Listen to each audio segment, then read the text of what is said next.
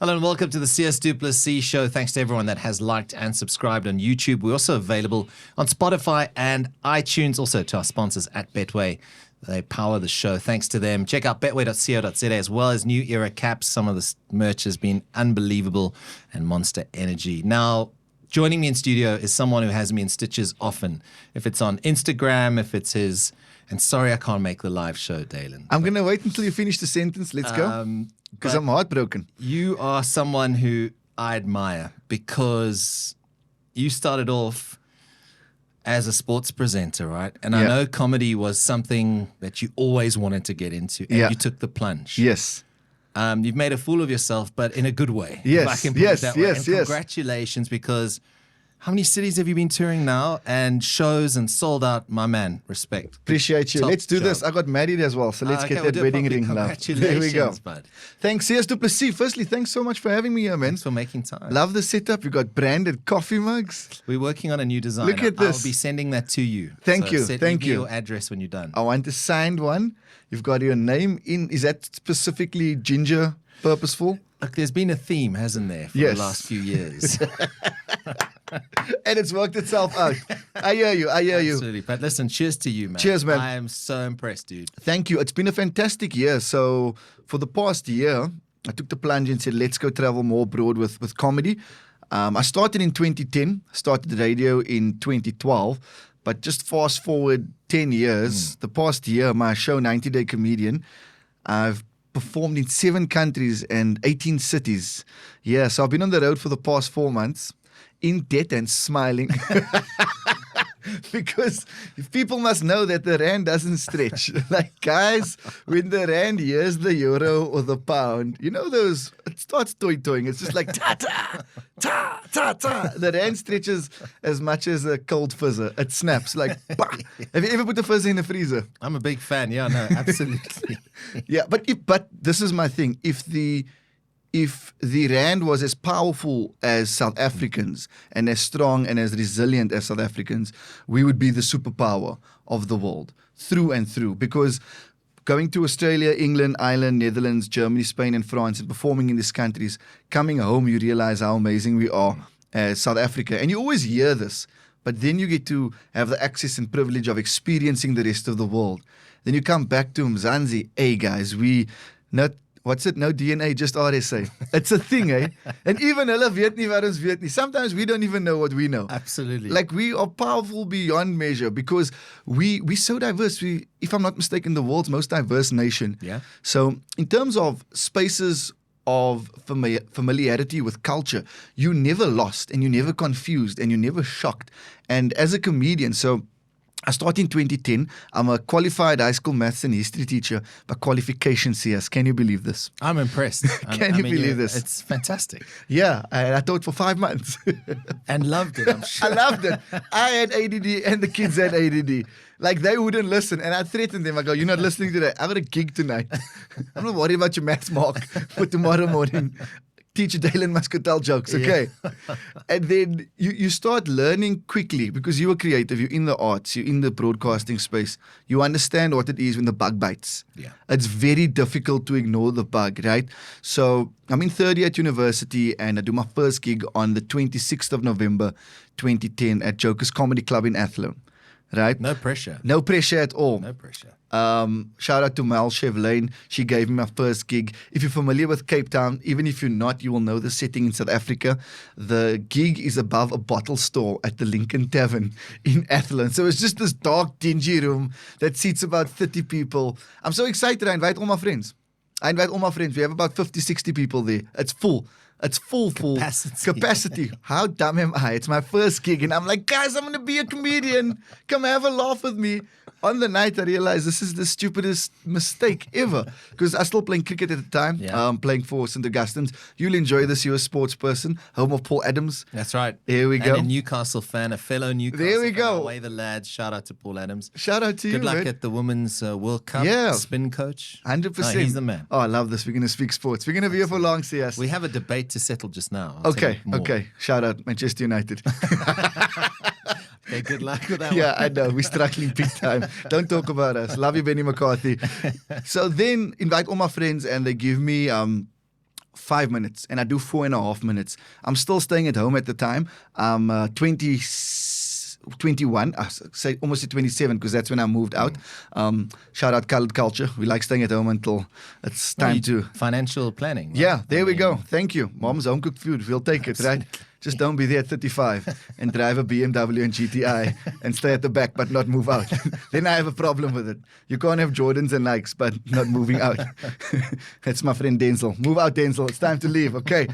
So now what happens is, best 4.5 minutes of my life. I come home that day, that evening at least, wake up the next morning. I'm still writing an exam. It's like, bugger that. Yeah, I was doing politics and history undergrad. Can you believe this? Don't ask me why. At one stage, I wanted to lecture history. That was the plan. Okay. Loved history, loved writing, still do. What history in particular? Is there anything? So, South African history, don't even. Oh, yeah. I know. We're passionate in weird ways, right? So, my history honors, I had to write a thesis and then it was on comedy and colored identity. Okay. Yeah, so if you know anything about comedy or the arts in general, identity politics is a big thing.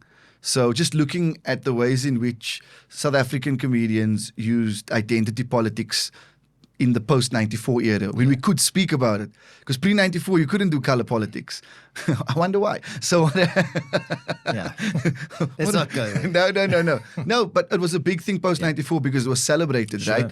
Everybody was speaking about who they are and where they're from. There was this buzz in this country of claiming your culture and claiming your heritage like it is now. So interviewed like Mark Lottering, Riyad Musa, Kurt Skoenraad, Stuart Taylor, the guys from Joe Barber, Wayne McKay, Shimmy Isaacs, and Brent Palmer. So about 9-10 comedians. And for me, that was great because you, one, start researching the history of comedy, and then you start researching the history of identity politics, and then you start researching the history of colored identity, right? And my shows appeal to everyone, but at this stage, you're going through that phase in life where you're asking questions, right, about who I am, what I cling to, etc., etc. And then that was a special year because I was like, I must become a comedian now. I'm a year into comedy. I'm interviewing the heroes, the goats of the industry. Let's see where it goes. So then qualified as a teacher in 2012 and then told my parents, listen, just allow me to figure this out for a year. If I don't ask you for money, I'll be okay. I'll coach cricket. I'll tutor if I must. Shame, I tutored a couple of people, bless their souls. I hope they passed. Because here's the backstory. Like I failed maths at university. I only passed in third year, so I failed 2 years, bruh. Like, and I still went to go teach maths. I'm so proud of myself. I think you did well. Some of us had to rely on a curve. Yes. To get through. Right? To get through. People don't know. Like, first year maths is so difficult. Like, it was called MAM 1000, but I split it up, right? And, you know, when you're looking at the math sum, but you don't even know where to start. You're like, okay, now I don't want to say I'm dumb, man. I'm dumb. What is that? What is that? I'm sure I studied for this exam. But then 2012, 2013 was magic because we went to the National Arts Festival in Grahamstown, now Makanda, right? And Kurt Skoenraad, comedian, owner of Cape Town Comedy Club, he owned then Yomasa Comedy Club before it changed. And he took a couple of new comics with to the Arts Fest. And I've never been exposed to this. So now I'm like, oh my word, there's a world where there's actors, singers, dancers, comedians all in one space and a hub where we can pursue our art. That sealed the deal for me because if you're not exposed to it, I grew up playing cricket. Like cricket was life. I played junior provincial cricket, was Western Province under 19 captain, Dane Patterson. Yeah, Protea, he was in our team. I played Province Academy with Dane Pitt. So you in a cricket space.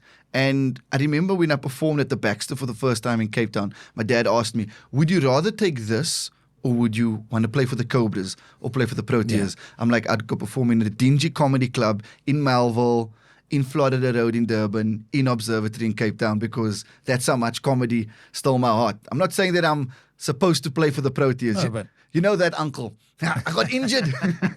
I got injured at 21 and I should have been Herschel Gibbs' replacement. No, uncle. We know you were not destined to play for the national side.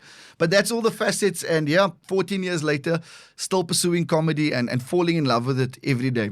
And then broadcasting. Sias to Plessis, I say this with so much love. Thanks for inspiring a generation, bro. No, dude, man, I can't claim I that. remember the first time we met you. We were at EFC, my good friend and I, Michael Juvat, right? It's one of my best friends, and Julian Olsen. everybody was cheering for the fighters. We were like, Sias! I remember that. We just That was kept the going. good old That was the days, good old man. days. We were Grand Jeepers. West. We were still cheering for you. But falling in love with radio because people like you just made it so cool. And man. and I mean this so sincerely That's because very kind. Thank you. because this is before and it's not an age thing, but this is before the technology pop happened. So radio was the platform and the medium for consuming, right? And you hear these voices and you like my friend Michael was always like, that brother knows everything about sport. He's like, I listen to him every morning, everything. Then I'd be like, yeah, brother, and it was the cricket and the rugby, not stuttering, not skipping a beat. And then we saw you like, you were doing some stand-ins as well with Inside Edge on the Yeah, cricket that's show, right, yeah. etc. And we were like, bruh, you got the fan club in retreat. Nah, That's what I wanted to know. That's cool, man. So when you come to It retreat, means a lot to me. yeah, when you come to retreat, you are safe and I'll take you up on that. we'll get you Gatsby's, bruh. When you in Cape Town again, my buddy owns a place called Cut Into. They got the best Gatsby's. Done. Sorted. Done. You and Ray. No, not so much. Not Ray. Just Okay. Me. Yeah. Okay. We'll send some to Joburg for Exactly. Yeah. that. But yeah, that's how it started, amazing, man. I've got to, and I ask everyone this: where was that light bulb moment? I mean, was it in Athlone? What was that? It where you were Yeah. like, "Holy shit, this is This is the it." thing. It was Athlone. It was that 4.5 minutes. I wish I was more present in it. You know, We all feel all- that way, right? everyone We has take that for granted that moment. through and through because you never know where it's going to lead. Yeah. Like I never grew up going, I'm going to be a comedian and this is the path that I'm going to follow. So I wish I was more present in two moments because before Athlone and doing that 4.5 minutes, I was studying for an exam about a month before that in October and I was bored. So I'm done. You're studying politics, man. There's nothing exciting about politics. It's theory. But I'm sure it's giving you content. It's given, yeah, 100%, yes. How I was failing. I remember the first time I had to do a tutorial at university. So it's like your weekly assignments. And I mean, you're a kid, you don't know anything. Yeah. So apparently you have to do research and read. Not me. They asked the question, I answered out of my head. I was like, well, this is what I think. I failed so much. Oh wow. So what happened was that first interaction point was probably about 12:30 on a weeknight when I'm sitting with my books and I go, let's just write down funny thoughts. And for an hour, I sit writing down funny things. And the three things that stuck out the most, which became a core of my act in my initial days, was going, okay, I attended South Peninsula in Wymark Boys, so colored school, and then a Model C school. What was the interactions with people? Through my cricket days, junior provincials, they never knew if I'm white or colored. That was always a thing. And in the gag, I would go, I'm like Herschel Gibbs. People are not sure until they hear me speak. Because that's our thing with Herschel, right? Fair enough. Absolutely. Herschel had freckles. You don't understand. In the colored uncles WhatsApp groups, there wasn't even WhatsApp groups. In the neighborhood watch group at the time, they're like, what is Herschel? We love him, but we're not sure. And he attended Bishops, right? Yeah. And then Herschel got caught smoking dachau. We're like, yeah. Herschel's one of the brassa. We love you, Herschel. He's heard that joke already. He's heard that joke and he's laughed at it. He's a beaut. Yeah, no, he's a Absolute beaut. He's one of the goats, a maverick. 100%. A maverick. I wish that he was still playing during this time when there was so much exposure in T20 cricket in so many leagues. He would be a global superstar. Through and through. So shout out to Herschel for putting us on the map in more spaces than one man. And then what happened was, I went, okay. And then that was the one thing. Then the other thing, I've got a very confident nose. You also got a beautiful nose. Thank you. It's amazing. Like Respect. Respect, Yeah, bruh. absolutely. Game recognizes game. 100%. So then I'd go, and this is not me even stereotyping. When I'm in Joburg, people think I'm Lebanese. They think I'm Moroccan. Some people think I'm Jewish. Like if I walk in Linksfield, the aunties are like, Shalom. I'm like, no, I'm from the Cape Flats. Salute. So these are experiences that I had. So and you're like a chameleon. I'm a chameleon, brother. A chameleon. The irony. Wait. No, you're right. Chameleon. I'm a ginger. It's too bad. This is how I'm born. I'm going to be like this Yes, forever. but you're 105 in South Africa. So you are Yeah, this is true. you are a rare commodity, right? So writing about all these things. And then the worst one was, and still don't see this, and I'm even embarrassed to talk about it. And when I say embarrassed, I mean like it's such a cheesy joke where I say I look like Vin Diesel who took the expired vaccine. Like this is all the side effects over here, right? So everything that could go wrong went wrong. But those were like the base premises. And then after that, I started mailing and Facebook, because Instagram wasn't a thing then. Facebook messaging comedy clubs in Cape Town, and you start learning about the underground comedy scene, because initially you just think it's theaters. Yeah. It's shiny things, but there's this underbelly, which we call the gym, where everybody goes to work to refine their skill and get better at their craft. So those 2 moments were very pivotal. An important part. Important part. Like vital, actually. You need right? club comedy. Absolutely. Club comedy is everything, because, especially in South Africa, if you're in Durban, Joburg, Cape Town, Gqeberha, East London, right? In each city, you are performing to different crowds. But then within the city, 20 minutes away, you have different types of audience across race, culture, religion. So as a South African, you're always adapting. So you're learning that a set in one place would not necessarily be the specific material for another set. But you only learn it with experience. And experience is dying on stage. Like, you got to die. Dying is good for growth. But you don't realize that when you start. Sias, let me tell you about my worst death, You guys bruh. are so brave, because, I mean, speaking into a mic on radio for however million people, whatever, Yes. different story. But you guys put it on the line. Go. There's no barrier, like there's no studio glass or security No. to stop people. You're so vulnerable up there, and I admire you for that. This is why I say, even when I'm trying to get interviews or I'm contacting people, I remember the first time I messaged you, I DM'd you on Insta, right? And then some people go, why are you DMing me? I'm like, I've got no more dignity left. I've died on stage so many times. My dignity is bulletproof. If you say no, that's fine. I'm like, it's okay. Yeah. Next week, I'm going to get rejected again on stage. The worst thing about the death is you don't prepare for it. And no one prepares you for it. So I'm at Sergeant Pepper in Long Street, right? And on this specific night, it's open mic night. This is one of my worst deaths. And the people that are there are not there for comedy. They're there because there's a burger special. Okay? So There's already a bit of a red flag. Yeah, here for red me, flag. You know what I mean? But every comedian has like the savior complex. So if someone goes before us and they die, you're like, I'll be fine, man. It's probably just their material. So my friends going before me, struggling. And comics are horrible, because when comics are dying, you will hear comics laughing, and not the type of laughter that's encouraging. It will just be a that's it, from backstage or from the back of the room, where you know, guys, this is not the night, and the crowd's just not there for it, right? But we never blame the crowd. So I go on next, and I start the show off. Interaction, what's up, everybody? How you guys doing? Drop a gag or two. No one's interested. No one's paying attention. Going to the next gag, no one's there. Going to an old gag, no one's there. And now we're about a minute in, and your mouth starts drying up. You start foaming. You know how it is, that radio silence for 10 seconds feels like an hour. Absolutely. Same on stage. And I go, okay, who's here for comedy? No one claps. I go, who's here for burger night? They clap. I go, okay, if you don't want me to be here, I will leave gladly. Just let me hear by a clap of hands. They all start clapping. And I go, you weren't really supposed to clap, guys.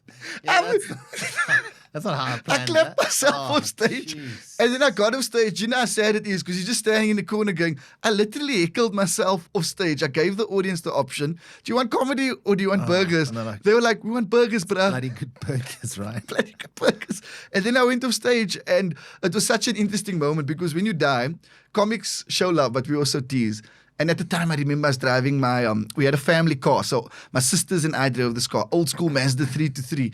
You know, the car that's name described its function, and you had a loud system because everything else wasn't working, right? And I remember driving home that night, and from Cape Town to Retreat was about a 30-minute drive, right? And with the Mazda, you can't go, if you go 120, the whole car is just shaking. So you got to cruise between 60 and 80, right? And I remember I still saved up. I had a nice 12-inch sub, my two 6x9s, breaking all stereotypes here. Loud system.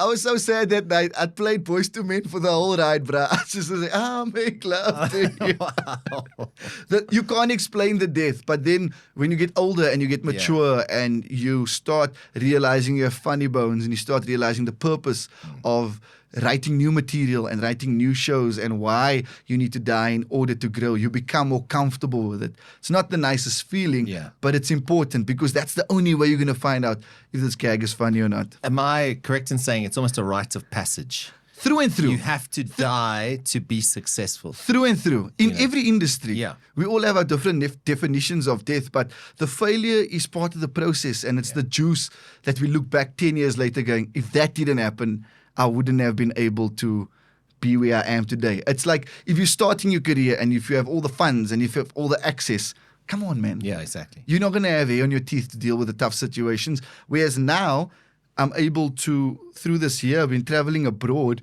playing rooms where a small thing, they don't even understand our accents and we're speaking English.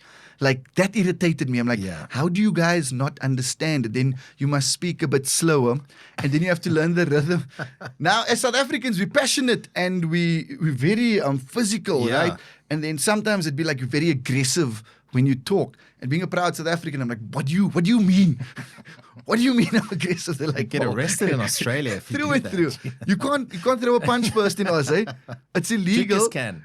Trickers can. Oh, I love the fact that, dude, Trickers beat the whole of Australia, the whole of New Zealand, the whole of the world, with the whole of South Africa in Australia, with the whole of the Springboks in Australia. It was a great weekend for South African sport. And, amazing. And what I love about it is that the world is becoming more informed about who we are through different spaces. And what was one of my favorite moments of Trickers' fight, we all know this, when the Afrikaans translator was supposed to translate in English. That's like the most South African thing that could have happened. We're like, brother, you had one job. But we love you for not doing your job because you just showed the world, like, relax, man. We are emotionally in this now. Murom, Dad. What does that mean? He knows what it means. That's the only thing that matters. And did you see how the world reacted to Eben? When they saw a picture of him, they were like, how is this guy so massive? Who is he? And South Africa's going like, he's one of many. Like, they walk around. We have giants here. They're buying groceries now. It's amazing. You should pump in and come visit. It's incredible. Yeah, so we're proud to be South African. Eben, 128 caps for the box. What a time. One of the greatest box of all time. But I think, and this argument is going around, this Springbok team surely greatest of all time. Through and through. Not even the team from 19 Footsec who went to New Zealand on a boat or something. You know what I'm saying? People are like, no, but what about those guys? Yeah. Excuse me? 4 World Cups back to back, and a 3-peat is going to happen? Through and through. So I think we're in agreement. We've got so much depth. What a golden generation of rugby. Unbelievable. And how privileged are we to be able to witness it? Like, I never thought I'd live in a period where the Springboks are back-to-back world champs and the country is the Springbok mad. Yeah. Because we went through tough times prior to Sias and Rassie coming in. They came in at a very crucial time in 2016 and the love for the Springboks was in a fragile space. Yeah. Because you know, South Africans, we're the best but the worst supporters because we wear our hearts on our sleeve. Absolutely. And then the way they've united the nation, the way they've come on their trophy tours, like for me seeing that and then also traveling and having the privilege to see the rest of the world, they don't understand. Yeah. They don't understand. Like having to explain this was interesting. 2023 World Cup, I'm in Australia. It was the best part, wearing a Springbok top in Australia. I just look at them going, you guys don't even play real rugby. Like, it's not a real sport. You have Aussie rules. What is Aussie rules, guys? Like, wear short shorts and you have a moustache. What is it? Come on. And a mullet. And a mullet. Hey, I love that. You have to have the mullet. Then you're officially in uniform. We were there in Perth, and Ray and I are sitting in Perth, like we got there on the Monday and jet lag looking for a burger. I swear to you, there was an incident on the plane where someone had a medical emergency on me. Oh, my That's word. a story for another day. The paramedic that came onto the plane, like, I've never been to Australia. This is the first time. SAA plane, I mean, it's like the stars are aligning, right? Yeah. Get there, land in Perth. This guy's had this episode. The paramedic walks on, I swear to you, mullets, moustache. Yes. G'day, mate. My name's Nick. I'm the paramedic. I'm like, oh my goodness. I'm in Australia. You're a It was stereotype, surreal. Nick. Yeah. Absolutely. It's wild how true that is, but we hear about it, then you see it going, surely, guys. Yeah, exactly. It's a Surely. movie. No love a way. moustache, love a mullet. Too much, but we let them be. No, look, they have their continent. Yeah. They can do their thing. The island. Yeah, they can do Leave their them on thing. their island. And I think what's been the greatest thing about South Africa doing so well in Australia is that they're also learning a bit more about our country. because people don't know much about us. Yeah. And as South Africans, we just want you to experience some of South Africa. So when they see our fans filling up all over the world to go watch the Springboks, they get a feel of the country. And the pride that I have then is going, fantastic. You can't rely on the stereotypes that you hear about us. Because if you visit us, you experience us. But now we've got millions of fans all over the world. Like, how is Twickenham a home match for the Springboks? How is Perth a home match for the Springboks? In Japan, bro. Like, the South Africans all over the world. So this era of the Bokke and Urban, it's just so special because we get to witness it. And on more than one occasion, I've honestly cried because I sing the national anthem if I'm watching the rugby and I'm not at the stadium. When I say I'm not at the stadium, obviously I sing there, but if I'm in my lounge, I stand. Okay. And I sing the national anthem. And then I swear at the TV because I think it's rites of passage. We can swear. You can shout Moerala. That's fine. Like during rugby, your mommy and daddy allows you to swear. If they are the most strict parents for that 80 minutes, you are allowed to say, Donerom, fuck him up, whatever you need to say. Right. I don't know if it's not even a swear word. So No, it's fine. yeah, it's a rugby. South African It's a South term African thing. in It's a rugby. verb. Like I was saying, driekus, the word driekus should be changed to moer because driekus did moer all of his opponents, right? And moer isn't a swear word, it's a coffee. Exactly. Right? So every time South Africa does well, we will say someone did driekus them. So we just won the rugby championship. Yeah. We did driekus the All Blacks and the Pumas and the Wallabies. I think it's going to Is that fair? I think it's absolutely Thank you. fair. Heard it first on the show. Claiming it. World-class comedy over here, people. Let's get back to 90 Day Comedian. Firstly, congrats on your awards. I mean, Thank you. That's incredible. Thank you so much. And keep it up, man. Thank you, Sias. How much do you draw from sport in your sort of content? Because you just walk outside in South Africa and you're like, you can't make that stuff up, right? can't. So, And the world doesn't understand No, it. absolutely. But I imagine as a sports fan, Yes. there's sort of like you intertwined, right? Through and through. No, through and through. So even with the show, I've now managed to build it to a space where this show is the show that I perform outside of the country. So just to give you context, 90 Day Comedian, because I needed a 3-month work visa for Australia. Sure. 90 Day Fiance, 90 Day Comedian. I've got 3 months to be funny, else chuck me out. Someone needs to adopt me. How do I stay in, right? No pressure. Yeah, let's make it work. But then it's difficult to write for a global audience when you're in South Africa because we're so nuanced, we're so cultural-ismed, we're so language-ismed.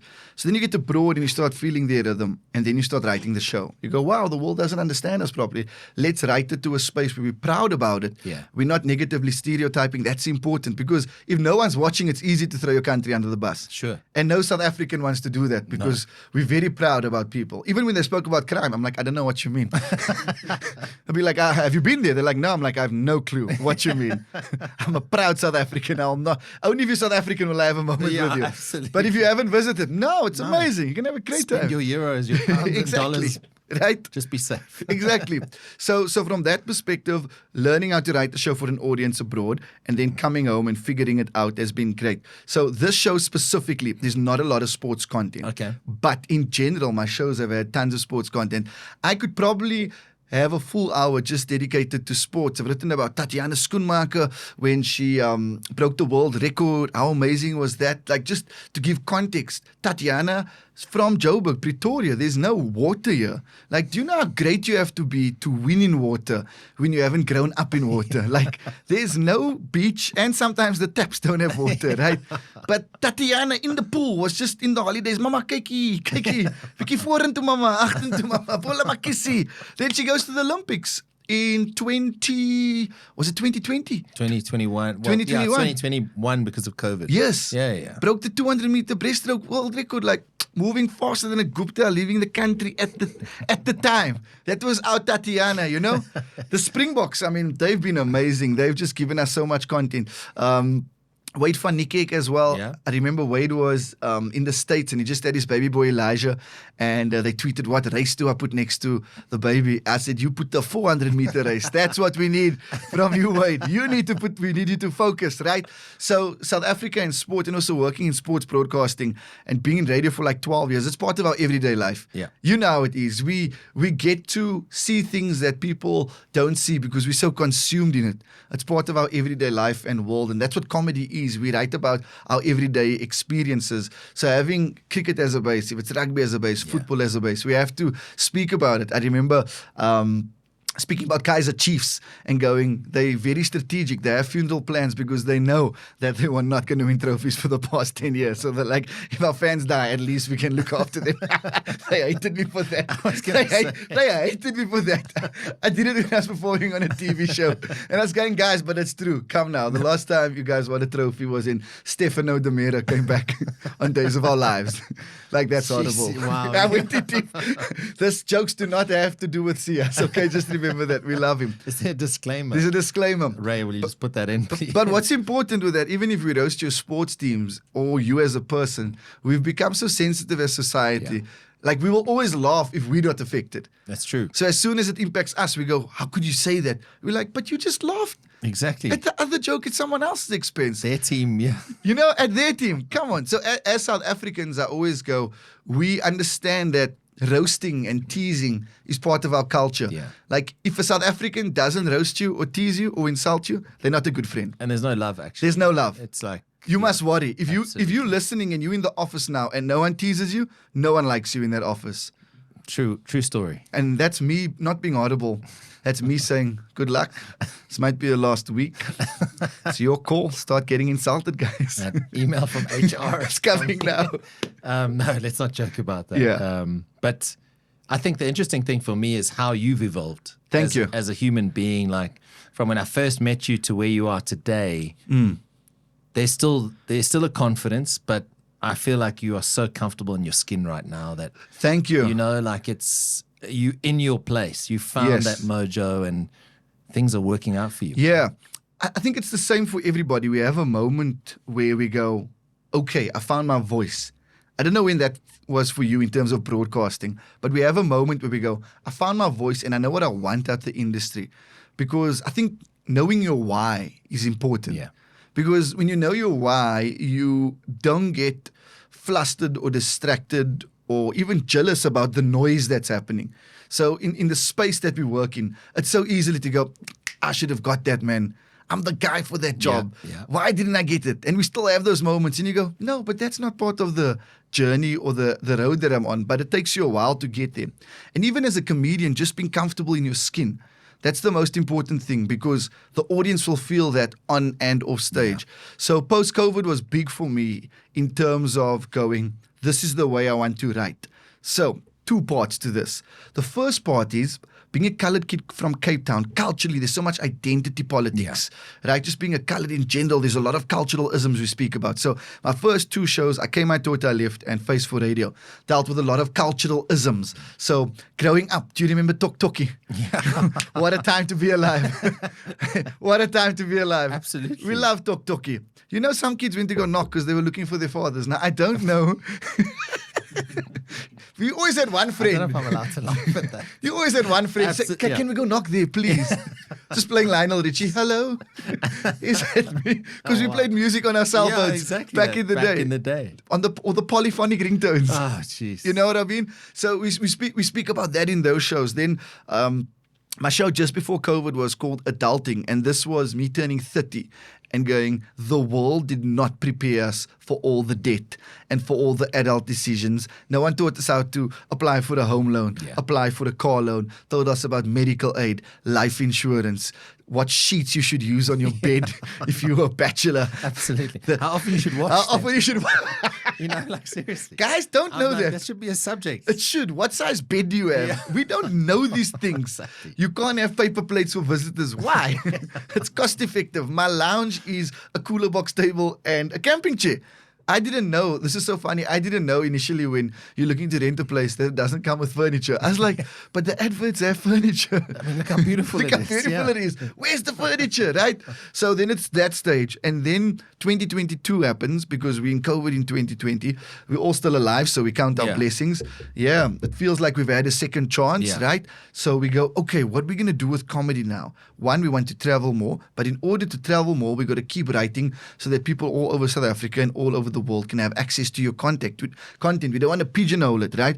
In that same breath going, if I'm supposed to perform a show in Mitchells Plain or in Eldorado Park or in Wentworth, Cape Town, Joburg, Durban, I can still go perform to Yeah. colored people and speak about our stories, but also growing on that and adding more layers and more pages to your comedy story, right? So 2022 happens and the show I write is called Stay at Home Comedian, which was basically one of my favorite shows. It's literally about me in my apartment, a single man, living next to my neighbors who played adult tennis all the time. Do you know what adult tennis? No, I have an idea. You have an idea of what adult tennis is. And my kitchen wall was next to their bedroom wall. Whoever No. designed this apartment was not thinking of the repercussions of this, right? No. I know, exactly. So my nights were filled with many a trauma, Sias. Lots of rallies. Lots of rallies. Lots of rallies, right? So then just embodying the space of going, what's immediate in your life and how can you write stories that everyone has access to? And then through that, keep growing your voice and finding your space. And I think your 30s is a great time to mature. Yeah. Because you know nothing in your 20s. Like the closer you come to 35, I feel like that's when you start knowing who you are. So 2 years ago, I was 33. And I think we evolve all the time. We have different seasons. But that was when I was like, I found my voice in this season. And I feel like an adult. Like I feel like an adult. It's a feeling. It's Yeah, a feeling. absolutely. I've had enough heartbreak. I've had enough trauma. I've had enough people who owe me money that's never going to owe me money. Hangovers. Yeah. Friends who are friends, but then they're not friends, but then they are friends. And so small. So true, though. So you've gone through life in a small bit, and through that, you have a different connection with the audience. Because in your 20s, what are you talking about? Like, what do you know about life? It's Nothing. student days, it's partying. Yeah. That's it, right? You have a high metabolism. You can. Our metabolisms are gone. What is a metabolism, Sias? Mine died a little while ago, I must be honest. I have to work, I have to like think about what I eat these days. Yeah. You know? Yeah, we But have. that's getting older. Through and through, we embrace the dad bods. We take magnesium tablets to have energy. There was a 20-year-old at my show last night. I was like, you just don't understand like how much vitamins the rest of us are taking to be able to go home at 11 o'clock at night. Like, look at my collection. Look at my collection. Some people are drinking tonight. They've got rehydrate tablets and sachets. Oh, we've been there. We've been there. Absolutely. That's a go-to. That's a go-to. So thank you for that. I sincerely appreciate it. And like for any creator or artist or adult in the world, I just wish that they find their voice and their space and where they want to belong and what they want to do. And again, dude, we're in the arts, we're in entertainment, we're in the sports broadcasting space. How cool is it to do this thing? We're very privileged. Very privileged to do this thing. So we try not to complain. Yeah. You try not to be a brat about it and go, hey, things could go much worse. I could have an email with 29 people BCC'd in it going, dear colleague, here is the running order for tomorrow's team's meeting. This is true. So yeah, just counting my blessings and enjoying the space that I'm in, pursuing my art. I'm going to ask you, we touched on a feeling when you're performing, and I know it comes over time. It's the same with radio. There's a rhythm, there's a pace, you have ways to engage what you do in various points of the show. But is it something you feel like this crowd could be hostile, or this crowd, you know? Yeah. You Is feel it a it. feeling thing? It's a feeling. You have to throw a line out there and go, See where they are. Yeah. You can feel it because so we play across. If it's stand-up comedy clubs, if it's festivals, if it's theater spaces, if it's bars, if it's corporate, if it's sports events, and each audience as a South African comic, yes, you have your canvas of material. Yeah. But that first 30 seconds, you can feel the room. That first 10 seconds, you can feel the room just by the love that they have when you come on stage. Then that first 5 minutes. So in South Africa, a lot of the times you're navigating spaces, especially if it's a diverse audience. So you're going, okay, cool. Where are we? Who's from where? who's culturally the same, who's racially the same, who's religiously the same. Okay. Age group. What's the age group of the year? What's the working demographic? So while you're talking, all these things are going. And then we're just trying to find a common thread initially. And also, South Africans, we're very proud, but we're there for a good time. So when I say we're proud, sometimes that brother wants to have the biggest laugh, but because it's maybe strangers in a setting with him, it's not a theater, there's no dim lights, he doesn't want to show his laughter.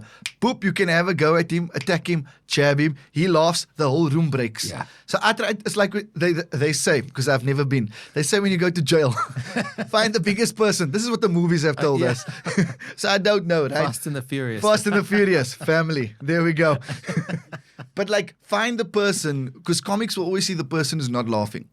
And 10 to 1, we try So to... you see it. I mean, like, you see it. Okay. You see it. On stage, you see it. You read audiences. You can read body language. Sometimes their arms are folded and they're completely shut off. We don't want it to be that. A lot of times people have their handbags on them. And then I go, yes, I know it's South Africa, but you can put your handbag at your feet. You can relax. We want you to be present. So a lot of the times we're learning how to make people comfortable. And then from there, we're teaching them. And teaching might be the wrong word, but teaching them that at a comedy show, we do material and we're not always going to interact. Because a lot of the time, especially now on social media, with the growth of TikTok and Instagram Reels, people are seeing crowd work comedy. So sometimes they come to the show for the crowd work, which is great. But the comedian has also written a 20-minute set. A 15-minute set. And the toughest part about the crowd work with the audience is the heckler often thinks that they are contributing to the show. Because they will heckle you throughout the show, and at the end of the show come to you and go, hey brah, I was good. Eh? We're like, no, you weren't good. We tried to shut you up all night. We literally said the worst possible things we could say to a human. I was at the gig once and this was horrible. We clapped the audience member out to the show. I was like, okay, guys, I was hosting a show, and we're into the second half. We're about to introduce the headline act, and this audience member is just random. Like, I'd be talking to Ray, and then Sias would heckle me. And I'm like, but I'm not even talking to you. Random all the time. Random. Yeah. And to the detriment of the show. And just... not even random, but horrible words attached to it as well. Then I went, okay, guys, let's have an audience vote. Who's having a good time tonight? Woo! Everybody claps. Who thinks if we remove this man, we're going to have an even better time? Yeah! He got up. We all started singing, nah. Then he got to the door. We let him back in. We're like, yeah, no. And I told him, like, how did that feel? And he's like, he obviously chirps me more, but it didn't feel cool, bruh. Yeah. So every time you heckle me, that's what it feels like. Got him back to his seat. So we get the audience involved. They clapped. He sat down. The show was set for the headliner. Yeah. Because the way it works in club comedy, you have an open mic. They new comic do 5 to 8 minutes. A support act, depending, will do 15 to 20 minutes. That's your mid-career act. Then you have your headline act, who's the professional in the space. Your support can also be professional, but for the night, your headliner, that's the star of the show. Your host is usually a professional as well, but a headliner too. So they're doing material in between, but the whole night is going towards setting the show up for the headliner. So if the heckler continues, we want to shut them up before the headliner so that the headliner can have vibes. But then the headliner will come on and insult the heckler as well. And by this time, the audience is on our side and everybody's like, yes, insult them even more. So, I mean, there's actually an art to this. I mean, we see it and we take for granted the hard work that goes into it. Yes. Are you the type of guy that's scribbling stuff down in the middle of the night when you see something, or you watch the news and you see GNU and you're like, oh, okay, I must do. You know what I mean? See Gaten McKenzie diving across the Springboks. Shout out to the Minister of Sports, but my word, he dove across the whole team. I like how his leg didn't get up when he dove; he just slid. But well done on getting SABC too. That was good. We need more Springbok and national games on television for the public. So. Tough question because it varies. So my brain is always on. And what I've learned is that, like, I'm getting older. When I say I'm getting older, I mean, there's so much happening in my head that I go, okay, I'll remember it. I'm not going to remember it. I'm sure it's the same absolutely with you. So there's no shame in writing a note down. Like at the start of my career, I was like, ooh, I don't like people to see a notebook, or if it's a tablet, you go, no, that's great. That's called preparation, my boy. That's called being prepared. That's it, yeah. But when you're new, you're like, no, I'm here. No, I can do this. I can do this. It's like they say with the best man, write down the speech. Yeah. Because you don't want to be that cool guy. You get there, nerves are shot. Where's the speech? And now you're saying something audible, right? And you just look like a poople. 100%. You don't want to look like a poople. That's the motto in life. Don't look like a poople. Okay. You heard it first. Sias to Plessis. Get the mug. Get the mug. They must get another badge. We'll redesign it. I'm going to send you one. Don't Yes, worry. thank you. All the guests on the show get a mug. Is it? So Nice. we just have run out. Thank you. It's Because fine. of Yes. what's There was no budget for me, guys. not They yet. saw me walking in the road. Like, Dalin, do you want to jump in on this interview? But no, the prep is important, right? And talking about 2022 and finding my voice. So prior to that, with my hour shows, I had written 3 specials up until then, right? So 3-hour shows. And I was very meticulous about it. And to my detriment, but also not, because you're new and you're learning and you're growing. So I'd write out everything. If my show was at 8, get to the theatre at 5. Get everything set up, but have a solid hour session of going through all the notes. Not learning it line by line, but this is the order, sometimes typing it and just being so present in it. Then 2022, I went, let's be a bit more loose. Let's enjoy this post-COVID era because we're doing comedy again. We're back on stages. Let's not have too much structure, but still have structure. So even now, what happens is with the show, I will have lines for each segment. Okay. And then go, okay, there's 12 segments to the show, and I'll write those 12 lines down. But then instead of going over the lines, I literally have a moment before the show. I'm sitting in my dressing room for like 10, 20 minutes. I'll just stay into nothing. And then in my head, I'm just building that canvas. But I'm also telling myself, don't forget to be present in the moment. Because you can be so caught up with the lines and what to say next, you're forgetting this amazing thing you prepared over here. But 10 to 1 with majority of your interviews. I'm playing Plants vs. I was going to say, I love that. Isn't it solitaire? No. Have you watched Brooklyn Nine-Nine yet? I love that show. Is it- 9-9. 9-9. Is it crazy cupcakes? I tell you, it could be. So you know what I mean? So you have that there, but that's just the base. Yeah. But you engage with the person. So it's the same with the audience. You want to be present and let them feel you and vice versa, because sometimes when it's too scripty, I can feel it. And then I go, no, that's not the point of stand-up. The mastering of the craft and the art is when it looks like we are genuinely just having a conversation. Yeah. And I've had moments, excuse me, you can just edit that. Thanks, Ray. So, we're professionals over here. Big jump cut. Yes. So I've had moments on stage where, so in a callback in comedy is when you set up something and you're setting up the gag, let's say in the 30th minute, right? And then the show has a callback at the end or at any part. So with me, this callback happened, say, at 45 minutes. And I was at the Arts Festival here in Makanda, formerly Grahamstown, if you're confused, right? And I'm about to do my callback, and I realized, hey, I didn't even set up the first joke. I never set up the first joke. Then I looked at the audience and went, guys, can we have fun? And they looked at me, they're like, what? I'm like, I was supposed to tell you a joke earlier that was supposed to let this joke happen earlier. They're like, what do you mean? And I'm like, this is how a callback works. Yeah. Okay, so what we're going to do now, we're going to recreate this entire moment. Then I'll be like, this is an exclusive. No one gets this inside, guys. This is basically messing up. This is me messing up, but we're going to have a great moment together. And I've learned that looseness and flexibility, the audience appreciates it. Yeah. Like we always say, you get a get out of jail free card with going, oh, I thought that joke was funny when I wrote it, and then they will laugh if the joke died. But and with these moments when you forget maybe material, but then I go, I'm going to welcome you into my world and tell you about my writing process and the fact that I genuinely forgot this joke. This happened on Tuesday, on opening night. So I haven't done this show in about, let's say, a month, right? So now you're putting together the building blocks again, and you're remembering the order, and it becomes tighter and it builds itself, right?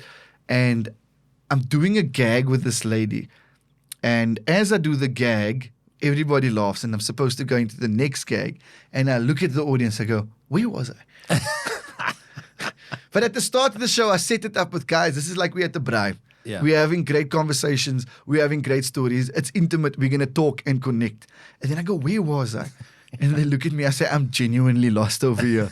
I have 10,000 things happening in my brain because I was talking about a story in England, but in my mind, I'm thinking about the Netherlands, and then I'm thinking about Berlin. So where are we with the show?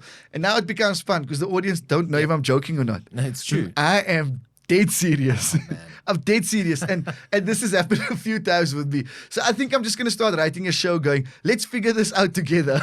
By the end of the hour, we'll have the gag. And then I went into other material, and you do it seamlessly where the audience is on your side. And then 20 minutes later, I was like, I remember what the joke was, guys. And then everyone's on your side as well because you gave them insight into, I had a moment where I lost track of thought. And obviously it differs from comic to comic, but I like building that relationship with my audience where we at the bar. We're just caring. And this is real. This is real. It's not polished. It's not polished. It is, but it isn't. There we go. Yeah. That's the best type of polish for me. You summed it up. Yeah. It is polished, but it's not polished. It's that beautiful chaos that we exist where we don't drive down the highway. We go left, we go right, we take Galuli's interchange. I always wanted to say that. It's always traffic at Galuli's interchange. Always. So we get stuck in traffic at Galuli's, right? And then we take another short left somewhere, but we make it to our destination. And it's a vibe. Yeah. And it's funny. That's most important. We are almost out of time, Dalin. I've got to ask you, what has been the biggest takeaway for you so far to date, considering you were a young man chasing his dream in Athlone, inviting his friends to come to this dingy place. Yes. You backed yourself. Yeah. You've died. Yes. You've traveled the world. Thank you. And this is just the beginning. It's the start. Right? Very exciting. So tell me, Oof. I mean, we could promote your show. There's still many shows to come. I mean, you end off in Cape Town in November. Yes. By the time this airs, we'll probably be halfway through your Amazing. shows. Just being here. It's not even about the show. Just, but still, just chatting man, to you, Sias. I just, as I say, Yeah. I've always wanted to chat to you after our first meeting back at the EFC. When we shouted at you, Sias! Sias, we gran you, my bro. Guys. Sias, we gran you. We listen to you all the time. The takeaway, back yourself, man. Yeah. Through and through. And know what you want out of the art, which is very difficult at the start, but be a student of the craft. Yeah. So I worked in commercial radio for 12 years. Did breakfast radio for 8 years. Right? I'm a comedian for 14 years. My biggest takeaway from those two disciplines is one, don't just jump into an industry because it looks like vibes, because it's great for social media. Yes, and we see that often. We see that often. Yeah. So, yes, I was a comedian who worked in sports broadcasting, but my love for the art of radio, for the art of broadcasting is unbelievable. Right? I admire the people who've opened doors for us. If a Sias to Plessis was on fire, then the next generation of sports broadcasters can't come through. And then we have these moments where we get to work with people and you realize, one, you can't put anything on experience. So just get as much time in broadcasting, in comedy, behind the mic. Get on stage. Yeah. Just build your craft and build your art, and the rest will follow. There's sometimes a lot of new artists, when I chat to them, especially some comics, and they'll go, how do you start making money in the industry? I go, no. The rest will follow. Be a student of the craft. Yeah. Love the platform. Love the medium. Wake up at those ridiculous hours to get onto a broadcasting platform, to go onto a stand-up comedy stage. You're going to miss lots of family events, lots of everything. There's going to be lots of sacrifices.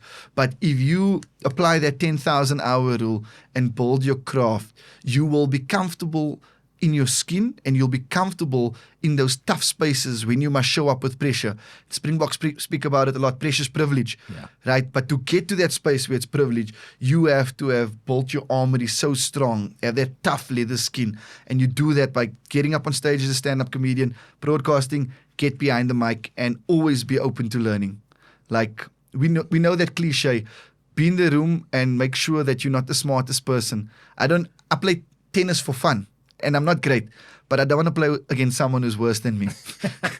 I want to lose every time to become better. Exactly. And also be a pest. Like I remember when I started comedy, I'd bug the big comedians. Let's grab a coffee. Can we just chat? Like, why do you want to chat? I just want to chat about your career. That's all I want to do. Yeah. Like this conversation, because you learn that everyone's journey is different and you end up in the right space that you're supposed to be in. Yeah. Sometimes that gig is not your gig. But you only learn that by doing the time. And just enjoy the process, man. Sometimes we get caught up in, what if this happens? What if that doesn't happen? It's going to be okay. Become a student of the craft and build and build and build and love every minute of it without sounding cliche. But it's not going to happen overnight. I sound like an uncle now. No, but that's the truth. Yeah. And sometimes people need to hear the truth. Yeah. And okay, here's me going to be an uncle. To this new TikTok generation, this instant validation that you guys want. I always go, you guys are ridiculously talented. Yeah. And I think more talented than our generation in terms of access. Yeah. Because you're born into technology. But my biggest concern is that you don't have the grit, resilience, and determination of our generation, where we brush failure off and move on to pursue what we want. Whereas over here, I've had a lot of conversations with I don't know, Gen, what do you call them? What do you call them? The Gen something. Z. The Zs. You Yeah. see, now we sound like two uncles I at the know, bride. absolutely. What do we call them? The Gen Y. Safe space. Though. Safe space. It's a safe space. But a lot of the time it's going, I just finished university. I need to start earning this amount of money. I want 100,000. I want rand a month. 100,000 Rand a month now. Yeah. Today. This is my social media numbers. Take a deep breath. Yeah. Take a deep breath. You have to figure this thing out. If it's in a sports space, if it's in a comedy space, I want this now. It doesn't just happen like There's that. time. There's There's time. No one tells you that. No eh? one tells you that. That's a great note. There's time. Yeah. And find people in your life who will remind you that. Yeah. Remind you about it all of the time. Have your core, have your people. If it's your close friends, if it's your family, if it's your wife or your partner or your support system, have those people who love you and support you regardless of who Sias du Plessis is as the sports broadcaster, the entertainment mogul, the former UFC heavyweight, lightweight, featherweight world champion. You know what I mean? Absolutely. Yeah, but good luck to those Gen Zs, man. You're going to be amazing. If it doesn't happen in 2 years, that's fine. It's time. It's fine. There's time. And surround yourself with good human beings is what you've just said. Yeah, and be a good human. Absolutely. And Be lekker. And that's what you are. And thank you for sharing your time with us today. Thank you, And Sias. It's been absolutely fantastic. Yes. You have been stitches on social media. I'm Thank yet you. to get to your show, and I will. 90-Day Comedian continues, right, until November this year. There we go. If you don't have tickets, you better get tickets now. Get down, support one of the funniest and most talented men in the country. And we hope you've watched the show and enjoyed it and had a good laugh, because I certainly have. Thanks for watching. Like and subscribe, and to our partners at Betway. We appreciate the support. Check out betway.co.za for more. We'll catch you again next time on the Sias du Plessis Show. I know that's the end of the show, but we're going to keep rolling. Can we just give this man's majestic hairstyle, majestic charm, majestic voice, majestic professionalisms a round of applause? Sias du Plessis, absolute national treasure, the ginger ninja. We love you, brother. Thank you so much. Appreciate you. He's blushing. Natural color.